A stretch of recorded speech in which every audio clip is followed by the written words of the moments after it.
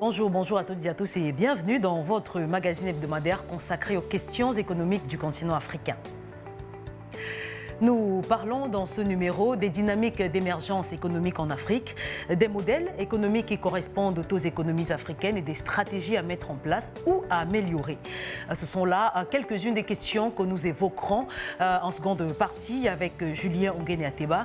Il est économiste logisticien des transports, expert en douane et transit.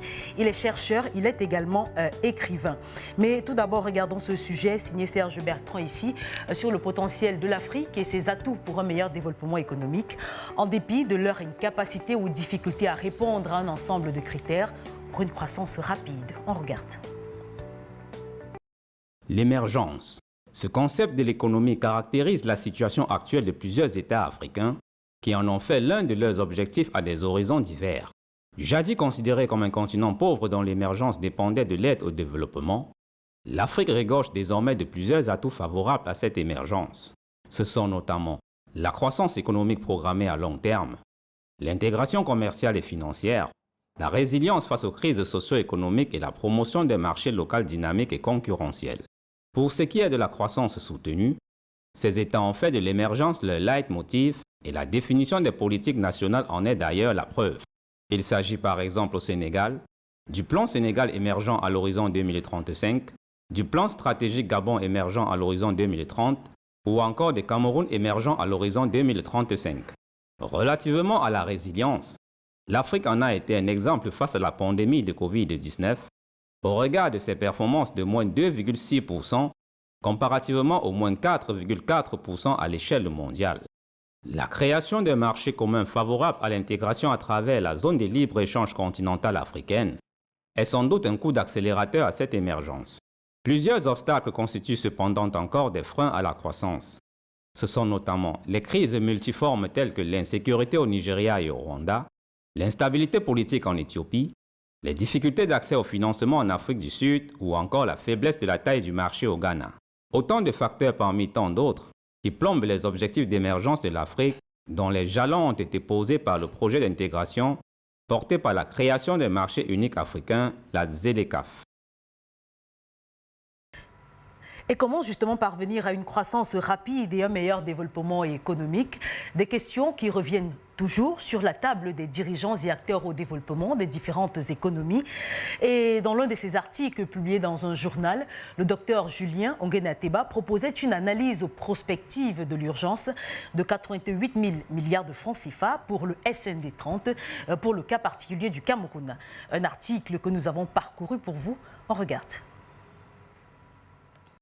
Le Cameroun est un cas d'école de par sa biodiversité ainsi que ses ressources et ses différentes richesses. Une multiplicité qui a emmené le docteur Julien Onguéné Ateba à faire une analyse prospective de l'urgence de 88 000 milliards de francs CFA pour la SND 30, Stratégie nationale de développement à l'horizon 2030.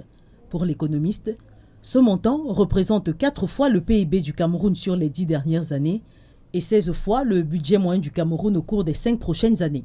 L'enseignant et logisticien des transports propose également un modèle d'émergence calqué sur la théorie du Big Push. Il prend en exemple les méga-projets de construction et de développement pour la période allant de 2010 à 2035. Les projets qu'il juge un peu trop ambitieux et difficilement réalisables pour l'atteinte de l'émergence prévue par le régime de Yaoundé. Il prend en exemple la Chine qui a atteint son émergence après 40 ans. Une émergence qui, il le précise, devra prendre en compte l'aléa moral sur une longue période, au moins 15 ans, et qui viendra bousculer et freiner le modèle actuel. Il prendra en compte les fluctuations et autres crises. Julien Onguéné préconise un échelonnage des paliers à franchir pour atteindre cette émergence. 15 ans de période morte de l'émergence, allant de 2025 à 2040, et espérer avoir un taux de croissance avoisinant les 5%. Une phase encore dite embryonnaire de l'émergence économique. Vient ensuite la phase de l'asymptote horizontale qui couvre la période de 2055 à 2070 et qui projette un taux de croissance à 2 chiffres, soit 10%.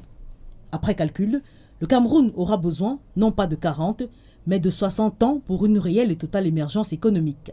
Le chercheur tire également la sonnette d'alarme sur les erreurs de la modélisation de l'émergence, entre autres, la sous-estimation de la variable démographique.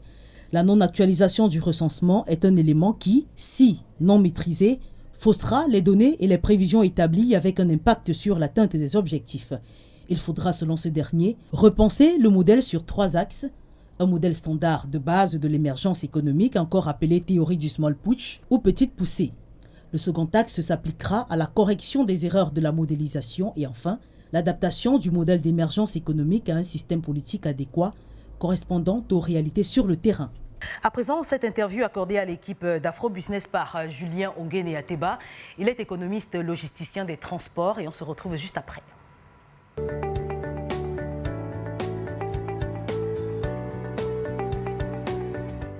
Bonjour Julien Ongene Ateba et bienvenue dans Afro-Business. Bonjour d'être de votre, heureux d'être à Douala pour cette invitation spéciale. Je ne suis pas un habitué des plateaux de Douala, mais l'honneur m'est fait d'être là aujourd'hui, j'en suis ravi. C'est également un honneur pour nous que nous puissions vous avoir sur ce plateau. Et dans ce numéro, dans cet épisode, nous parlerons des dynamiques d'émergence économique sur le continent africain. La première question qui peut paraître une définition, c'est quoi l'émergence économique ? Alors je voudrais quand même rappeler que la problématique de l'émergence économique est vieille comme l'histoire. Elle remonte à 1980 avec Alfred Sauvy qui avait voulu insinuer un peu l'ensemble des pays qui avaient des marchés qui émergeaient sur le plan financier. Et c'est à partir de là que le terme a commencé à se développer. Mais en réalité, l'émergence en elle-même, c'est une situation dans laquelle un pays est caractérisé par des taux de croissance élevés, un PIB qui converge vers les pays développés et des structures économiques qui sont assez développées et qui convergent vers les pays développés. C'est quand même le lieu de rappeler que l'émergence économique n'est pas le développement économique. Très bien. C'était ma prochaine question. C'est donc quelle est donc la différence avec le développement économique? Très bien. Alors, il faut quand même se rappeler que dans la définition fondamentale, développement, c'est l'ensemble des changements, n'est-ce pas, structurels, sociaux et autres qui visent à accroître durablement le PIB d'un pays. Or, dans l'émergence économique, les indicateurs macroéconomiques convergent, veulent aller vers les indicateurs macroéconomiques d'un pays développé. Si vous avez par exemple le PIB d'un pays comme l'Inde ou le Brésil aujourd'hui, c'est un PIB qui est faible comparé au PIB des États-Unis, au PIB de la France, au PIB du Canada, mais en réalité c'est un PIB qui est là, qui converge, qui tend. C'est valable également pour la croissance économique. Ce sont des pays qui ont un taux de croissance économique assez élevé et qui menacent le taux de croissance économique des pays développés. Et maintenant, au niveau des structures, vous allez vous rendre compte que si vous avez par exemple 5 aéroports dans un pays émergent, dans un pays développé, vous allez avoir 3, 4, 5, bien plus, 10. Okay? Mais ces aéroports sont fondamentalement plus développés et plus adaptés au contexte mondial, innovant par rapport à ceux des pays émergents. Alors, on sait quand même que la croissance économique de l'Afrique, on prévoit une augmentation de la croissance économique du continent africain. Mais est-ce qu'il est probable que d'ici les 5 prochaines années, ou l'horizon 2030 ou 2035 dont on parle, l'Afrique pourra atteindre un niveau de développement plus ou moins appréciable? Je rappelle déjà que beaucoup de pays se sont lancés dans cette dynamique. Certains ont dit on sera émergent à l'horizon 2020, d'autres ont dit 2025, d'autres 2030, le Cameroun 2035. Mais il y va de soi qu'aujourd'hui, quand on essaie d'analyser un peu, de jeter un regard prospectif, d'observateur, du point de vue qualitatif, on se rend quand même compte qu'il y a une inquiétude. Ces pays qui nous disaient qu'ils devaient être émergents à l'horizon 2020, aujourd'hui, avec tout ce qu'il y a comme choc exogène, tout ce qu'il y a comme externalité au niveau du commerce international, au niveau de l'économie mondiale, on se rend quand même compte qu'on peut questionner, n'est-ce pas, la portée de cette émergence économique pour ces pays. Quand vous regardez un pays comme la Guinée équatoriale, c'était 2020, mais aujourd'hui, nous sommes rendus en 2023, on ne parle plus d'émergence économique. Quand vous voyez un pays comme le Gabon, on vous a dit c'est 2025, nous sommes à 2 ans de la problématique. Quand vous voyez un pays comme le Sénégal, émergent émergent à l'horizon 2030. Quand vous regardez les fondamentaux de l'économie sénégalaise, quand vous regardez les structures économiques de l'économie sénégalaise, c'est pas ça. On peut revenir au niveau du Cameroun, peut-être ce sera l'objet de la prochaine question. On va terminer par le Cameroun. Donc c'est un peu ça, on se rend compte que les regards sont assez mitigés, les résultats ne sont pas probants, il y a matière à débat, donc en réalité ce sont des émergences qui doivent être recadrées, relancées à des horizons un peu plus lointains. Que pensez-vous justement, la question que vous posiez, que pensez-vous justement du modèle d'émergence économique du Cameroun? Alors, je voudrais quand même rappeler que, lancé en 2009, le Cameroun a commencé par sa boussole qu'on appelle le DSE, document de stratégie de la croissance et de l'emploi, voilà, qui a été lancé. Alors, ce document-là avait pour indicateur 2010 pour des taux de croissance assez élevés. Il y a des projets de première génération qui avaient été pensés, la construction des barrages hydroélectriques, Mvele, Lompangar et autres, la construction de certains agropoles, la construction des infrastructures routières, des infrastructures aéroportuaires, des ponts, des écoles, des hôpitaux et autres. Ça, c'est ce qui a été inscrit dans les projets de première génération. Mais il va quand même s'en dire qu'à partir de 2012, 2013, 2014, on va ressentir comme ça un ajustement ou alors un ralentissement de ces activités. Et c'est ce qui a fait appel au Planut 2014, le plan d'urgence triennal, qui voulait quand même qu'on essaie de revoir un peu certains fondamentaux. Mais le problème qui s'est posé, c'est que on a été un peu trop ambitieux parce que quand vous observez le modèle d'émergence économique du Cameroun, c'est-à-dire l'horizon temporel qui a été fixé, c'est l'horizon 2035. C'est-à-dire quand on est en 2009, ça veut dire que le Cameroun s'est donné 25 ans pour devenir un pays émergent. C'est trop ambitieux. Parce que le pays qui a pu devenir émergent le plus tôt... Mais peut-être les stratégies, docteur, excusez-moi, qui ont été mises en place nous faisaient croire, nous permettait de croire ou de rêver que d'ici les prochaines années, notamment 2035, on aura véritablement atteint cette voie de l'émergence. En réalité, si je faisais partie de ces conseillers économiques du chef de l'État, je leur aurais dit que l'horizon temporel est très proche. Oui, en réalité. Parce qu'il y a des crises au stade d'une émergence économique qui peuvent bloquer le système. Et c'est ce qui s'est passé. Et c'est peut-être là où les conseillers économiques du chef d'État n'ont peut-être pas eu la maturité de faire comprendre cela au chef de l'État. Parce que, voyez-vous, 2035, c'est 25 ans, c'est 2 décennies et demie. Alors, en 2 décennies et demie, il faut avoir des crises qui plombent le modèle pendant 15 ans.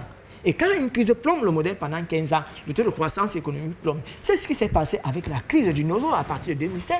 À elle seule, vous savez que les 2 régions, la contribution du PIB pour les 2 régions, c'est à peu près 10% du PIB national. Et vous voyez donc qu'une fois que ces régions ont été victimes de la crise sécuritaire, ça a plombé le taux de croissance économique du Cameroun, sans oublier qu'il y a eu d'autres externalités qui sont venus secouer coronavirus, la crise russo-ukrainienne aujourd'hui et bien d'autres.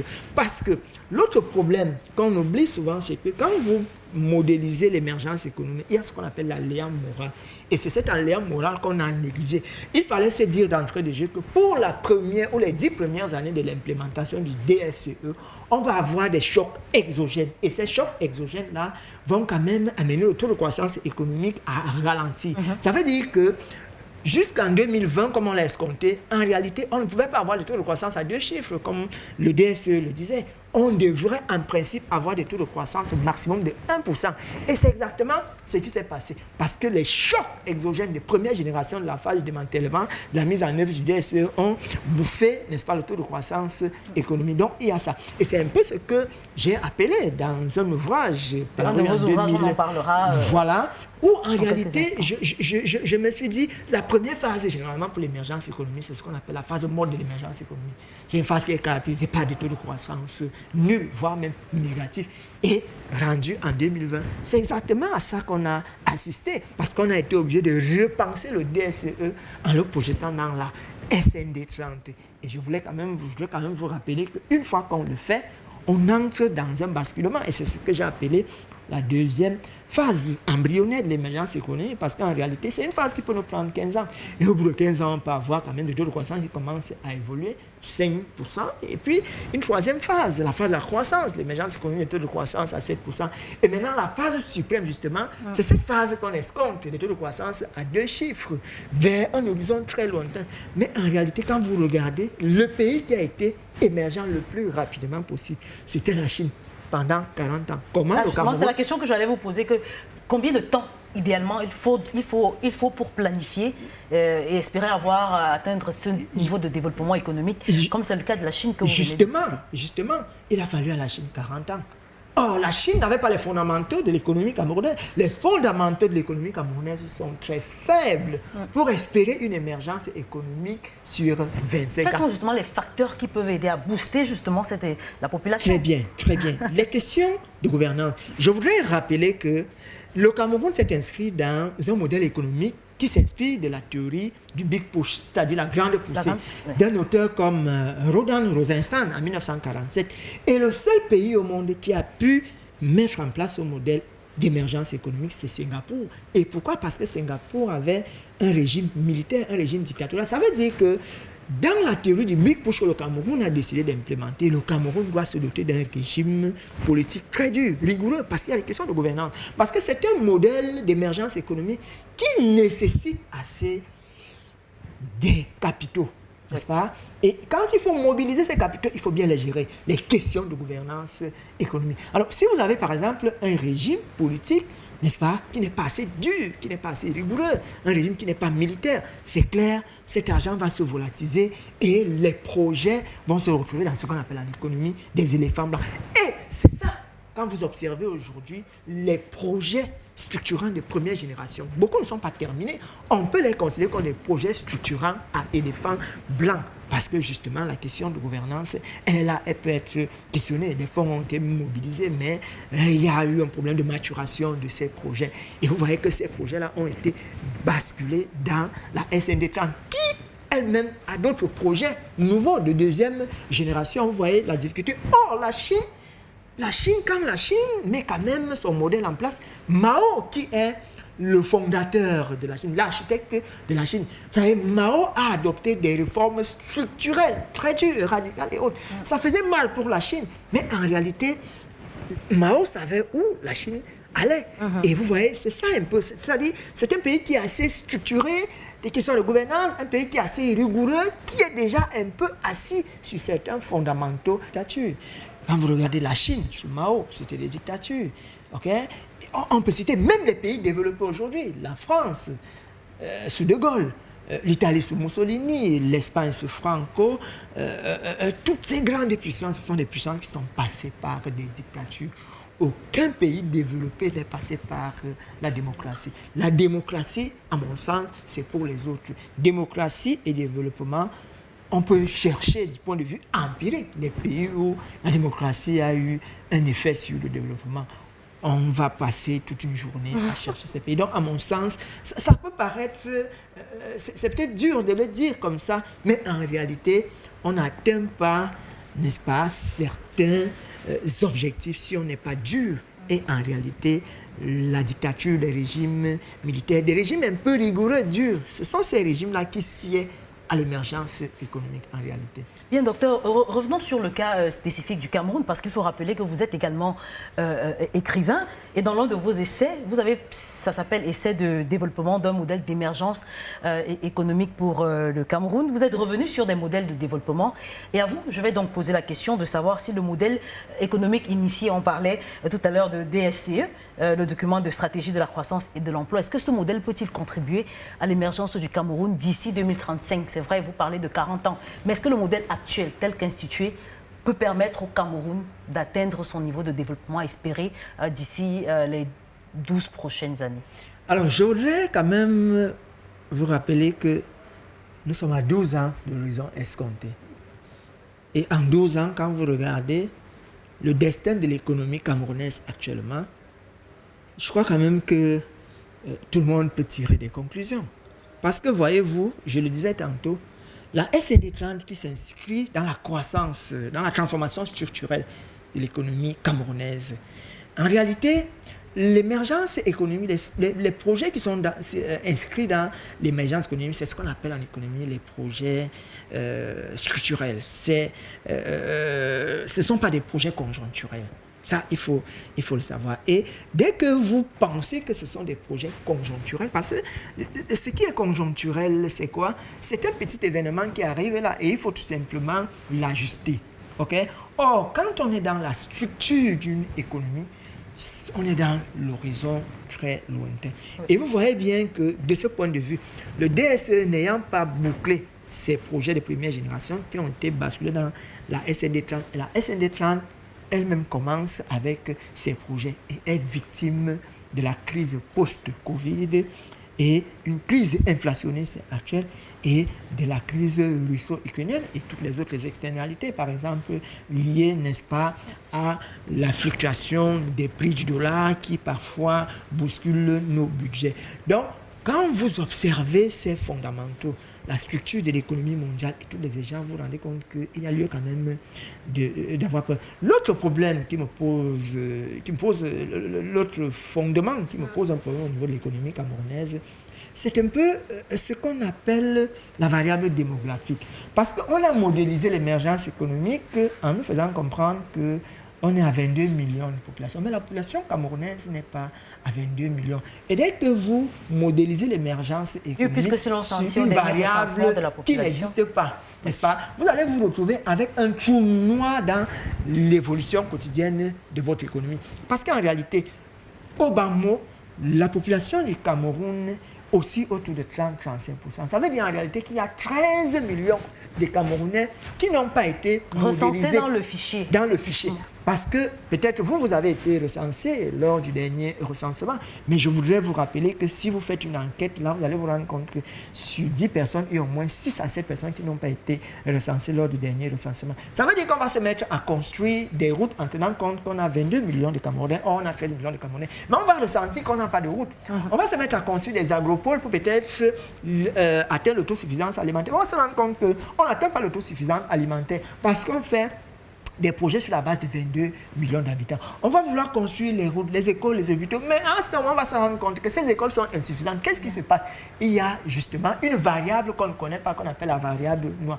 Donc, on ne pense pas l'émergence économique avec des fausses données. Si vous la pensez avec des fausses données, vous allez vous retrouver dans ce qu'on appelle un trou noir en économie. Si vous pensez l'émergence économique avec des aléas moraux que vous minimisez, vous ne pensez pas qu'on peut avoir une crise du nozo qui peut nous fragiliser pendant 5 ans, on peut avoir une crise de Boko Haram qui peut nous fragiliser pendant 5 ans, on peut avoir une crise du Covid-19 qui peut nous fragiliser pendant 5 ans. Ça veut dire que vous avez déjà 15 ans d'une économie qui est fragilisée. Donc, les 15 premières années, vous devez vous dire, voilà, on sera peut-être à 0% ou en taux de croissance négatif. Donc, au regard de l'évolution de l'économie camerounaise, entrer dans la SND 30, c'est la transformation structurelle, c'est la décentralisation, ce sont les questions de gouvernance.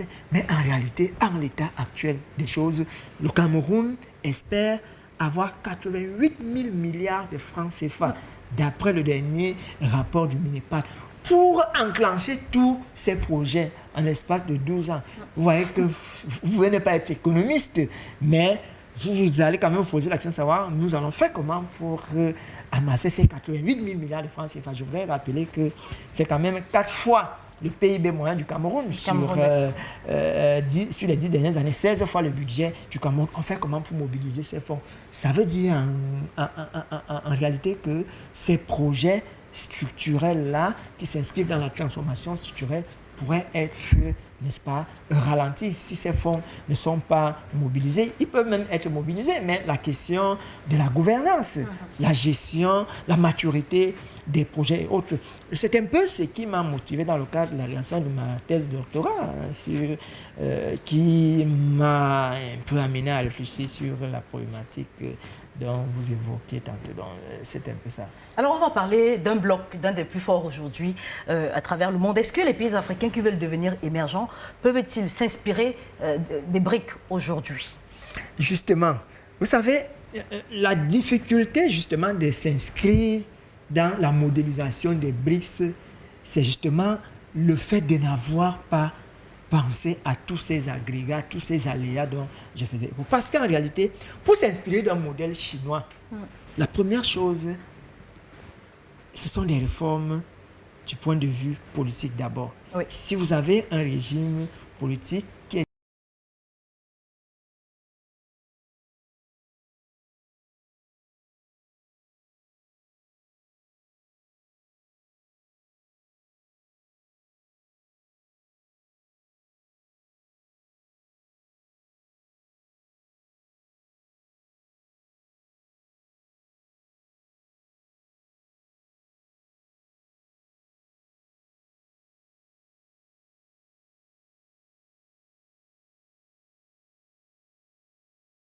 Merci à vous, Julien Ongene Ateba, pour ces éclairages et d'avoir accepté d'être avec nous sur ce plateau. Je rappelle que vous êtes économiste, vous êtes logisticien des transports, expert en douane et transit, chercheur, écrivain, enseignant, avec beaucoup d'autres casquettes qu'on va découvrir lors des prochains épisodes.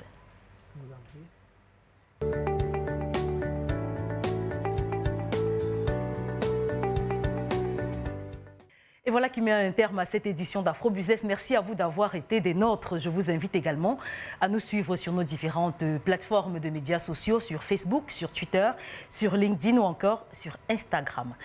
Très bonne suite des programmes en notre compagnie et à très vite.